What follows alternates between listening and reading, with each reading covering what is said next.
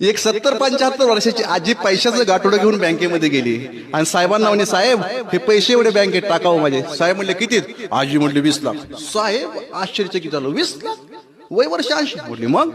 तो बोलतो, आजी एक विचारू का, एवढे पैसे आले कुठून, सांगा ना कुठून आले. आजी म्हटली, सांगू का साहेब, मी काय करते, पैजा लावते आणि पैजा जिंकते, याचे एवढे पैसे. म्हटले हो. ती म्हटले, साहेब तुमच्यावर एक पैज लावू का? साहेब म्हटले, माझ्यावर? हा लावा.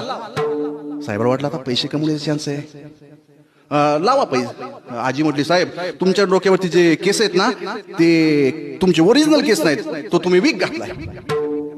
साहेब म्हटला, नक्कीच आजी बहाणा गेलेली दिसते, माझे केस ओरिजिनल आहेत आणि आजी म्हणते की हा विक घातलेला आहे. साहेब म्हटले, आजी कितीची पैन? आजी म्हटली, 1 लाख रुपयाची पैन लावते.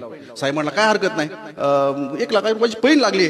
आजी म्हटली, पण साहेब विषय 1 लाख रुपयाचा आहे, मी उद्या शहरातील नामांकित वकिलाला घेऊन तुमच्यापाशी येणार सकाळी 10 वाजता आणि तुमचे केस ओरिजिनल आहेत का तो विक आहे, डुप्लिकेट आहेत, हे मी पाहणार. साहेब म्हटला, काहीच अडचण नाही, तुम्ही या 10 वाजता. साहेबाला रात्रभर झोप नाही मारत, उद्या 1 लाख रुपये मिळणार, केस तर ओरिजिनल होते साहेबाचे. सकाळी 10 वाजता आजी शहरातील नामांकित वकिलाला घेऊन बँकेत आली. बँकेत आल्यावर वकील एका साईडला उभा राहिले. आजी म्हटली, बघा मॅनेजर साहेब, काल आपलं असं ठरलं होतं की तुमच्या डोक्यावरचे केस हे डुप्लिकेट आहेत म्हणून. मी म्हटलं, तो म्हटला, आजी केस ओरिजिनल आहे. आजी म्हटली, पण ऐका, हे वकील आहेत तिथं, मला तुमचे केस ओढून पाहू द्या. तो म्हटला, बिंदास ओढा, लाख रुपयाचा प्रश्न होता ना. मग आजी केबिन मध्ये गेली, वकील बाजूला उभं होतं, आजीने साहेबाचे केस असे धरले ना, असे वडायला सुरुवात केली. जसं केस वडायला सुरुवात केली तसं वकिलाने धडा धडा धडा भिंतीला डोकं आपटून घ्यायला सुरुवात केली. ते मॅनेजर म्हणला, आजी वकिलाला काय झालं?